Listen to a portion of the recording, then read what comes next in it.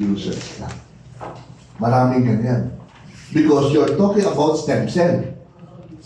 Okay? You're talking about stem cell, so ang tendency niyan, ang papasa utak niya, ay meron akong gout, meron akong ulcer, meron akong kidney problem, etc. Tama? Hindi ako nakatulog, whatever. No? So, user lang siya. Ngayon, pag ang nag-pay-in sa'yo, user, huwag mo siyang include kapag nag-goal setting ka. Bakit? Kasi hindi siya mag-perform. Okay? Because his only task is to be a user of your product. Later on, he or she will aim to order another product at a discounted rate. Pero never siyang mag-i-invite. Okay? So, huwag ka ulit asumera na lalagay mo, alam mo, dami ko ng pay-in. Yung pala, 10 user lang. Hindi naman masama. Pero huwag ka mag-expect. Okay? I'm not saying na masama kumuha ng user. Hindi. Maganda kumuha ng user. Pero huwag ka mag-expect na mag-perform siya. Lalo na kapag ang user mo ay 70 plus years old. Hindi na mag-perform yun. Kahit sa kama. Nagigets nyo? Oo, yun rin. Pwede, di ba? So, in short, kasi may mga, katulad ako, kasi mga beginner, may mga beginner mistakes na tinatawag, di ba? Katulad yan, nag-present ako dati. Bata-bata pa ako, nag-present ako dati. Biglang on the spot, nag-pay-in. So, all the while, I thought that person is very interested. Nag-pay-in siya on the spot Tapos, tinatawagan ko na. Siyempre, follow up ko na. Ma'am, meron tayong ganitong training. Kailangan makapunta ka sa office, ha? Sabi niya, para matuto tayo. Let's do the business together. Sagot naman na, yes, sige, pupunta ako. When the time come, hindi na siya pupunta. 3 beses ako ninja, umabot ng 4. Dinerecho ko na siya. Ang pangalan niya si Ma'am Nene. Ma'am Nene, pwede ba kita matanong? Sabi na, ano yun? Ikaw ba talaga interested ka to do the business? Kasi nakita ko you are very excited nung nag-join ka. Actually, to tell you honestly, Mike, sabi niya, kaya lang talaga ako nag-join because I like your product. Pero wala akong para pumatay ng training na ginagabi-gabi ako. You see? So ako naman, I'm expecting. Kasi nag-join siya agad So I'm expecting na mag-perform siya. Yung pala, she's gonna stick on being a alam mo na. So, pwede mo siya i-follow up once in a while. Kapag naubos na yung produkto niya, o kung anong karamdaman niya, etc. Or pwede kang humingi ng referral sa kanya. Pwede din. Okay? Clear? Number 4.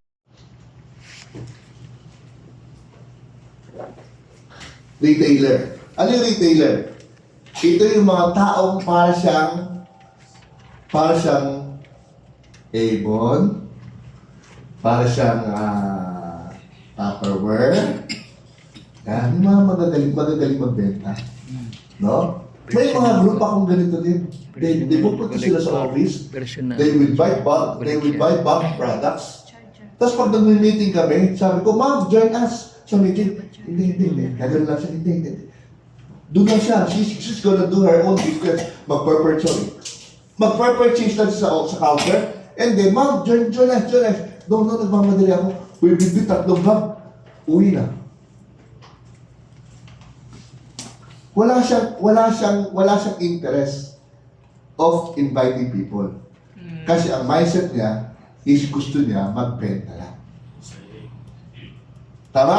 May mga ganyan Kasi sa totoo lang, masarap naman magbenta Kasi imagine mo, magkano ba puhunan? Oh. Tama, mali? May 1 take 1 pa nga O magkano tubo mo?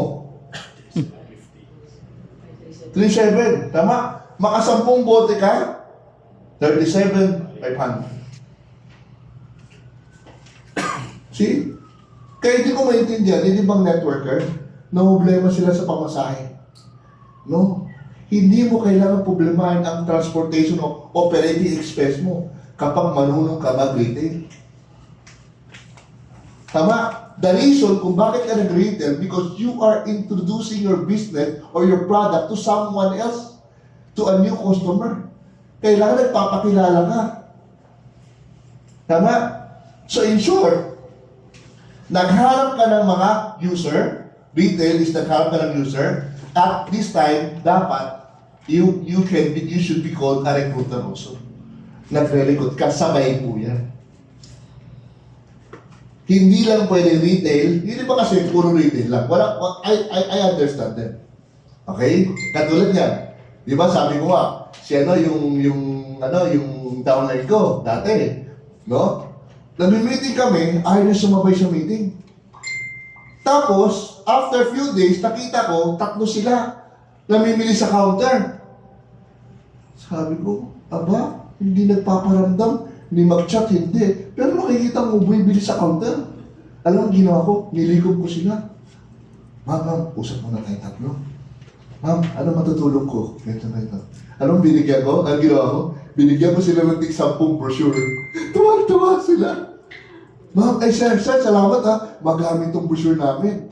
So, ngayon, hindi ko sila makasama sa pag-build ng network, pero mapapakinabangan ko sila sa pagbenta ng product. Tama? So, all of us, you have to know how to always size up your client or your downline. Otherwise, pag hindi ka marunong mag-size up sa kanila, medyo malilito ka lang. They're gonna expect for something that it will not happen, which is a waste of time. Okay? Ngayon, recruiter. Ang recruiter naman, ayaw mag-retail. Ang gusto niya, package ang usapan. Ayaw niya mag-retail. Gusto niya package ang usapan. Pag pupunta dito, a-attend ng presentation, etc., kahit magbabaliwang pa yan. Di ba? Mag-usap-usap pa yan. Mag-one-one pa yan. Pero, ayaw nila dito. Ang ibipilit niya, kumuha ka ng sapphire, kumuha ka ng diamond. May mga ganyan. Ito yung builder. Pero, syempre, hindi lang po tayo nandito lang. Okay? May downline din ako before, puro ganito lang ginagawa. Pero ayaw mag-follow up. Alam mo ba, pag ayaw mag-follow up, ano nangyari? Pag hindi ka nag-aalaga ng downline, ang nangyari, parang kang hit and run. Wala kang pinagkaiba sa isang insurance agent. Ang insurance agent, if ever I sold you an AXA, nabenta ka na AXA, nabenta na kita, na-close ko na yung premium, I will move to another client. Pag na-close na kita, I will move to you. Pag na-close na kita, I will move to you. In short, wala na tayong communication. Bakit? Kasi na-close na kita eh. Tama, ganun po sa insurance. Ngayon, pag retailer lang, pag recruiter lang utak niya, gusto lang niya magpapayin, ganun lang siya, katulad ng insurance. Pero dito sa network marketing, hindi kasi ganito eh. We have your in mind, kailangan you should be the one building a team. Nag-guess nyo? Kailangan you build a team. The moment you sign up or the moment you get a package, that is the beginning of our partnership. Hindi mo siya iiwan. And go to the next one. No. You can go to the next one, pero i-retain mo siya, isama mo siya, ituturuan mo siya. Kasi that is building. Okay? Don't get confused, ha? Okay? Pag recruitment, kailangan sundan mo ng building. Huwag mong iiwan after nag-member. Okay? Marami akong narinig na horror stories dyan. Sa iba-ibang lugar at iba-ibang company. Katulad yan, one day, nakapunta ko sa Imus, Cavite. Nag-present kami. Ay, may nag-present, naging negative na siya. Ay, may nag-present na sa amin. Alam mo, ma'am, ay sir, yung member namin, ganito, 3 taon na ago, 3 years ago pa. Pinamember kami ng ganito, tapos hindi nagpakita sa akin yung apply ko. Iniwan na siya. So ako, I'm the one, papasok pala sa kanila, wala na, sinat down na ako. Bakit? Kasi bad experience niya sa apply niya. Yes. Iniwan siya eh. Tama? So, ang downline, tandaan mo, ang downline, once na naglapag ng pera sa iyan, nag-sign up sa iyan, ibig sabihin, I trust you, you help me. Tandaan mo, huwag mo kong iwan. Kung hindi man ako cooperative, pagtyaga mo muna ako, malay mo, pwede na siya maging receptive and cooperative. Yes. Huwag mo lang siya iwan. Tama, mali? Tama. Okay. Number 5. Computer, nag-upgrade ka na. Ganun yan, nag-upgrade ka na. Okay. Ngayon, ibig sabihin dito, pag nag-upgrade ka na, alam nyo ba, ito na para malaman nyo, alam nyo ba, after a group presentation, ng ating presentation natin, no? Ng breakthrough presentation natin, di ba? After presentation, halimbawa, kung may group si Ma'am Ruth, at may mga downline siya naka-attend, lalabas kayo ng room para mag-conduct ng meeting after meeting. Na-experience mo ba yun, Ma'am Ruth? Hindi pa, okay. Ibig sabihin, ako, I will handle my group. For example, 50 attendees. Okay? I'm one of the attendees. Apply na ako. Okay? Yung downline ko, 4. Tapos yung 4 na yun, may invite ng tig 3. So, ilan na sila? 4 invite, 12 na sila. Tama? So, ang gagawin ko, lalabas ako ng room, after the presentation, magbibilog kami. Anong gagawin ko? Magmo-motivate ako sa kanila. Ganun yun. That's how you build a group. Ang tawag nun, meeting after meeting. Hindi mo siya, in short, hindi mo siya papawiin hanggang hindi na naintindihan ng business. Tapos, ang gagawin ko, ilang member ko? 3, di ba? Tapos may invite sila. Yung 3 member ko, ang gagawin ko, pag nasa group sila, pastor, para tong cell group. Nagigets mo? Di ba? Cell group. So, para siyang cell group. So, bibilog kayo, and then, mag-share siya ng testimony. Ganun siya. Para itong mga baguhan, makarelate sila. Okay? Ganito yun. Ngayon, ito naman, nakatawa. Nakatawa dito.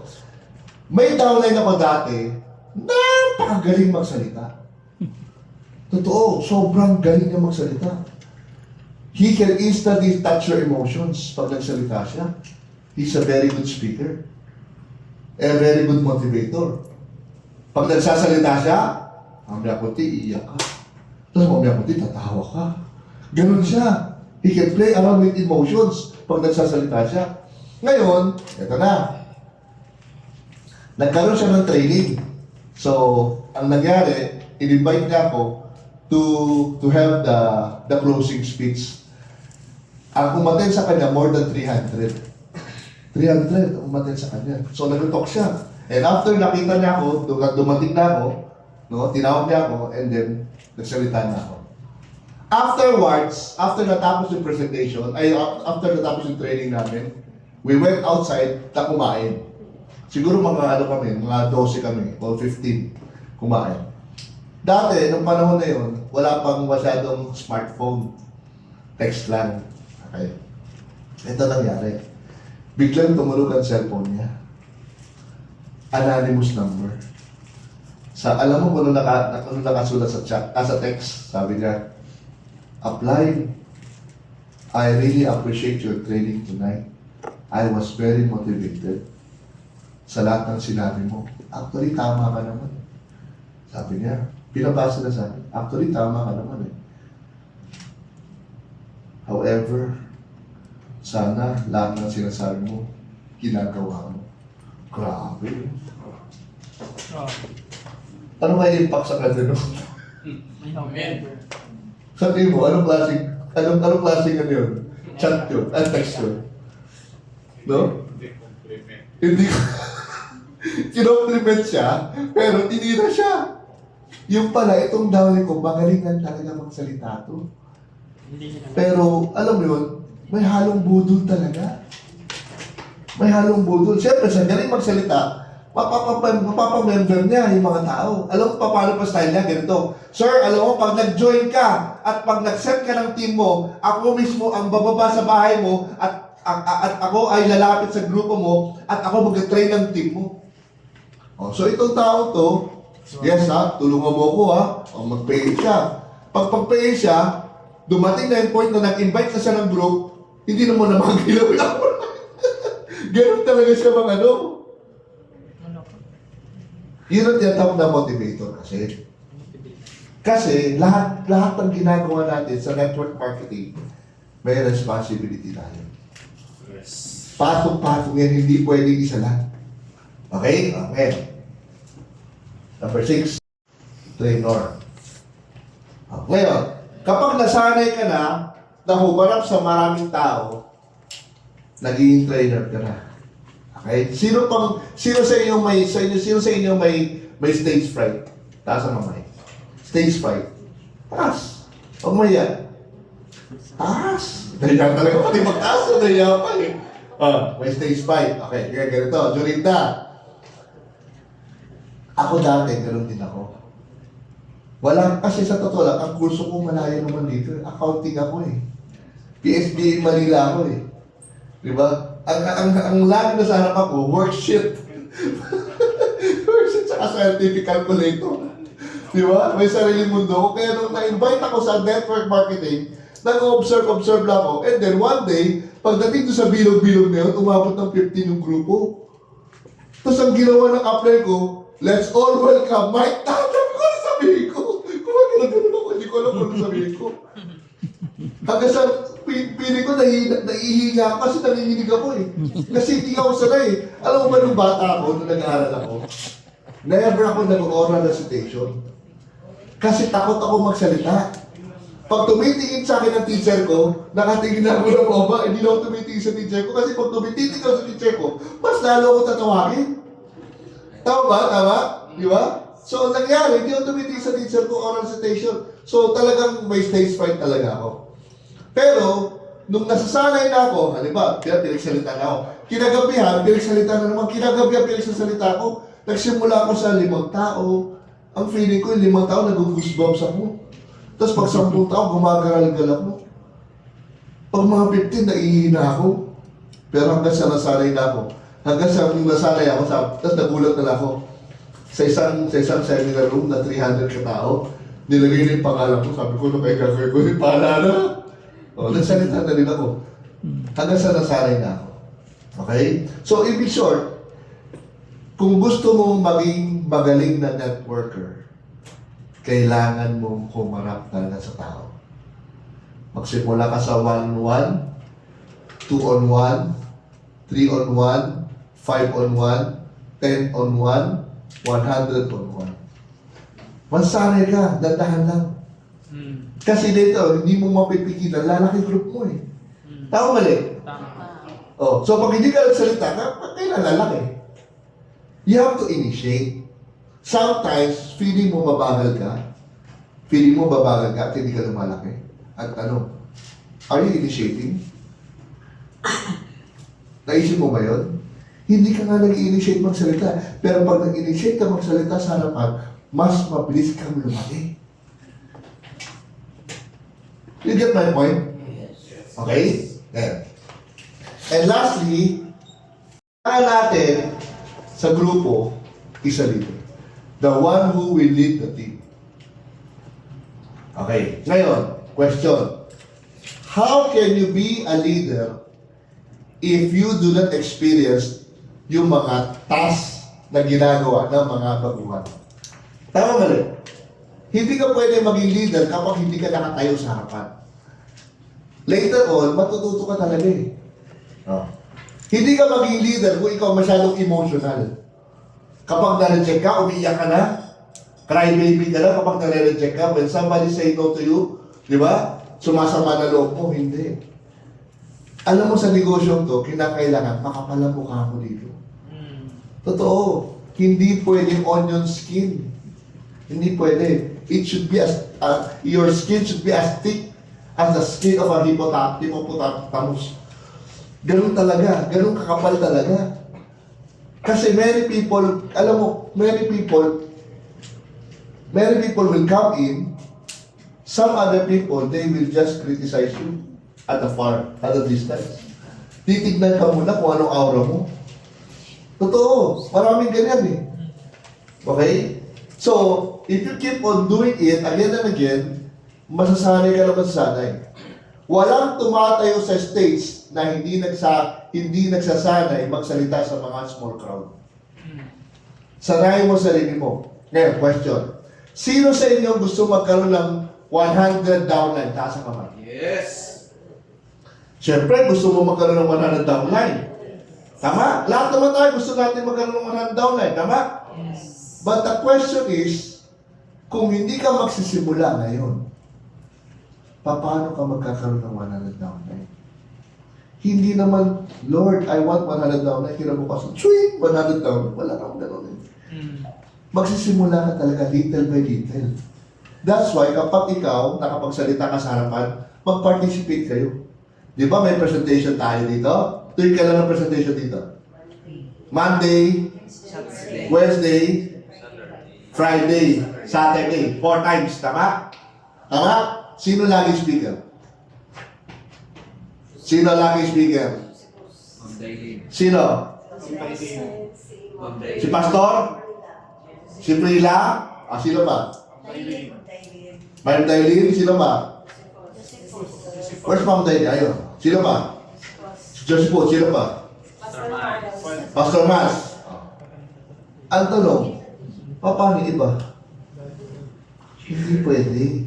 You have to participate. Mag-participate ka. That's, you are giving yourself a chance to learn. Pag nagpa-participate ka. Pag hindi ka nagpa-participate, you are depriving yourself from such knowledge that you are about to learn. You get my point? Yes. No one will laugh at you kapag nasa harapan ka. Totoo. I never experienced people laughing at me. Kahit mali-mali ang sinasabi ko. Kahit bulol pa ako minsan. Alam bakit? Because people think na hindi nung ganun kadali magsalita sa harapan. That's right. Tama mali? Tama. Kaya mo na huwag ka lang masyadong maging conscious. Magsalita ka lang.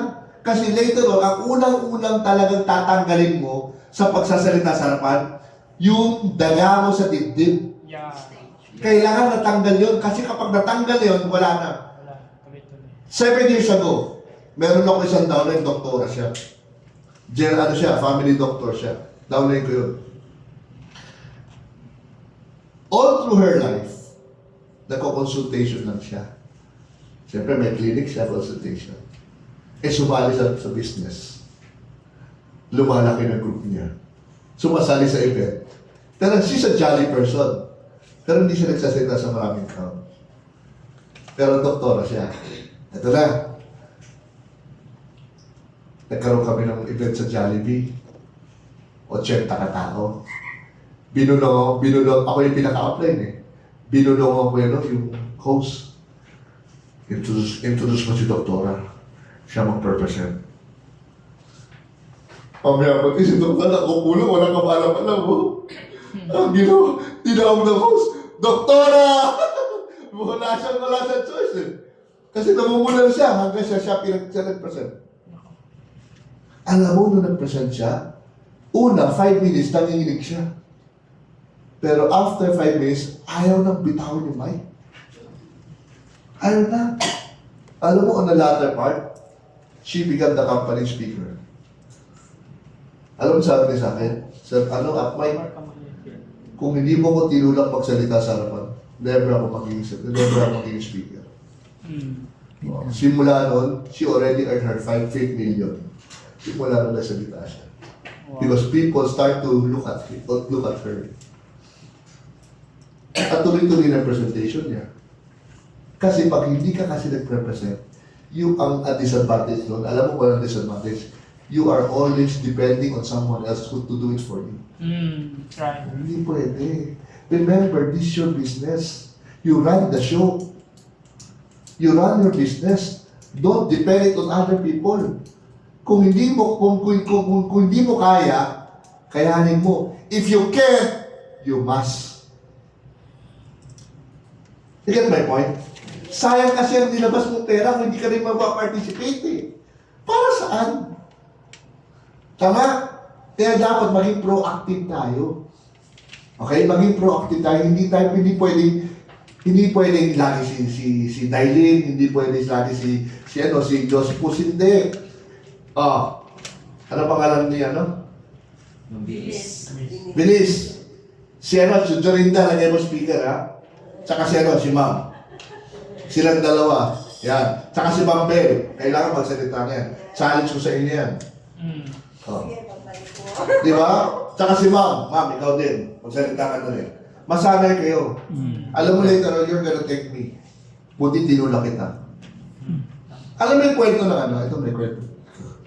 Alam mo yung kwento na ano, yung anak ng hari. May isang prinsesa na gusto na siyang pakasalan, ipagpapakasal sa ng anak ng hari. Ano ba? King siya, gusto na ipagpapakasal kay asawa niya. Yung anak niya, prinsesa. Ngayon, ang nangyari, ganito. Walang nag-a-attempt na manligaw sa prinsesa. So one day, nag-announce ang hari sa buong kaharian kung sinong lalaki magtatangkang manligaw sa kanyang anak. Kung sino matatanggap, ibibigay niya yung kaharian. Parte ng kaharian. Narinig ng mga kalalakihan on that day. Ang ginawa, ito na, nag-announce yung hari. Yung hari, di ba? Nag-announce siya, nandito. Ngayon, yung mga kalalakihan na doon, mga 50 sila. Gusto manligaw doon sa ano. Tapos doon sa pagitan na yon, may lona. Alam yung lona? Pinatanggal sa kaway yung lona. Yung pala, isang swimming pool na puro buaya. Pagtanggal ng lona, nakita yung mga buaya, biglang may isang lalaki tumalon sa pool. Dumiretso sa harapan at hiningi ang kamay ng prinsesa. Sabi ng hari, grabe, ang lakas ng loob mo, tumalon ka sa pool. O ngayon, isa ka lang magiting na prinsipe namin. Kasi papayag na ako, kasi may pakitang gilas ka na gusto mong pakasalan ng aking anak. Bilang isang prinsipe, anong unang hiling mo? Anong sabi niya? Ang unang hiling ko, mahal na kaharian, hanapin natin yung taong tumulak sa akin sa pool. Grosso lang ngayon. Yung pala, napilitan lang pala siya. Hindi pala siya tumalong, tinulak lang pala siya. Pero nakuha niya yung prinsesa. Alam mo, ganun lang yun naman yun eh. You will get your reward later on if you do it. That's right. Someone has to push you. Because ako, sa totoo lang kayo nakikita ko by you merely listening to me, nakikita ko ang mga potential mo. Pero if you are not proactive, you're just turning your potential into waste. Sayang. Kasi ako sa tagal ko na sa network marketing, almost 30 years na. Meron akong dating kilala, taga Forever Living, taga Cebu. Yaya lang siya. Charmaine, kumikita ng 300,000. 1998. 98, 99, 2000. Kumikita ng 300, pero yaya lang. Pero pag nagsalita siya, wala siyang pakialam. Salita lang siya ng salita. Hindi nung kailangan magaling ka mag-English eh. Ang importante, you are understandable. Yes. Tama mali? Tama. In this business kasi, sa totoo, aminin ko sa'yo, huwag kayo masyadong maging cautious. Because people in all walks of life will listen to you. Para ka lang nangangampanya. Pag nangangampanya si Mayor, di ba? Kahit sino naman kausap siya eh. Di ba? Ganun lang naman yun eh. Hindi mo kailangan mamili ng ng sasabihin mo. Just say it. Huwag kang matakot. Masasanay ka. Klaro ba? Klaro? Klaro. So, in short, kinakailangan makarating ka dito. Ngayon, In your status right now, sa status nyo ngayon, sa palagay mo, nasaan ka dito? From 1 to 7. Ma'am Eunice, from 1 to 7, nasaan ka? Sa 8, grabe. Ma'am, from 1 to 7, nasaan ka? Nasa stage ka? 7. Nasa 5 ka. So pag nasa 5 ka, nag-unti-unti, ginagawa mo na to. Nag-encourage ka na. Nagkakaroon ka na ng grupo. Tama? Ganun po yan. Okay, ikaw, Jorinda. Anong stage ka ngayon? 5. Sigurado ka? Ma'am, ikaw. Nasa stage ka? Backstage. Siguro, Backstage. siguro 4. Dito. Dito. O, sabay. O, sir, ikaw. Anong stage ka ngayon? 4. Yan. Pero sa totoo lang, lahat din, may experience mo talaga. Kasi sa totoo lang, you cannot motivate your people kung hindi mo na-experience. Yes. Yes. Because later on, people will ask you Sir, nagawa mo ba ito? Ay, hindi ko na-experience yan So how can you motivate other people? Tama, mali? Okay? So the more experience, mas lalo kang naging halimaw. Mas gumagaling ka. Kaya huwag mo tatanggihan kapag may mga experiences. Natatanda ko dati nung sa Forever pa kami. Pupunta kami sa Bulacan. Wala pa kami sasakyan noon. Dala namin ang package. Alam mo, package namin, hindi siya ganitong, yung tote bag. Hindi ganoon. Box talaga. Ang laki-laki. Tapos, yung kasama ko, sabit pa kami sa jeep. Umulan pa. Kaya yung mga namin, yung mga produkto namin, lasog-lasog na. Grabe, experience namin. Yung downline ko, sipa. Sabi niya, Mike, pupunta ako sa Tagaytay. Pera ng produkto. Binigyan ko na isang aloe vera gel. Binigyan ko siya. Ayan sige. Ibenta mo yan. Huwag kang uwi habang hindi mo nabenta yan. Nabenta niya. Sa pilitan, walang choice. Kasi wala siyang tubo. Ano ba siya makauwi? Nabenta niya. Those are part of experience. Pero after few years, after 2 years, yung downline ko, he was the one na nakabili ng 4th expedition. Hindi. Totoo. Lahat ng mga maliliit na bagay, walang patutunguhan yan, kundi sa pagpapalaki mo. You have to start small. And every small thing that you are doing, appreciate it. Those are your small victories. Pag yung mga maliit, pag pinagsama-sama mo yan, later on, you can do big tasks. Tama, mali? Walang shortcut. Walang shortcut. Kailangan gawin mo siya. Okay? Okay, alam na ba yung kwento ni Pastor? Nakwento na ba sa inyo? Yes. Lahat? Hindi O ngayon, gusto na kwento ko sa inyo.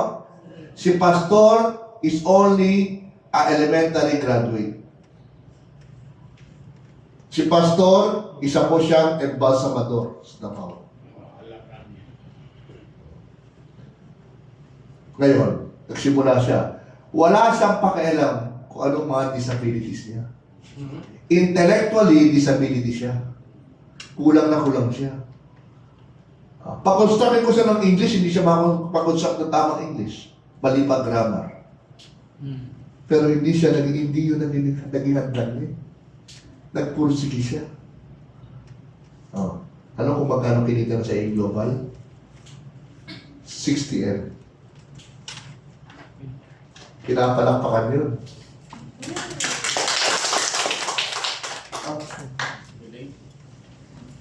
Grabe, di ba? So in short, hindi na nakita yung disability niya, nakita niya yung pangarap niya eh. Nakita niya kung anong ibibigay sa kanya ni Lord. Tama? Yung dating barong-barong bahay niya sa Davao, sa Panabo, naging mansyon. Nag-drive ng Mercedes-Benz, nag-drive ng BMW, nag-drive pa ng Hammer. Oh. Nung hindi pa nila nakikita ang networking, nandun siya sa morgue. Isang patay, isang body, isang katawan, 150 pesos. Grabe, no? Parang kumita ka lang 1.5 sa patay.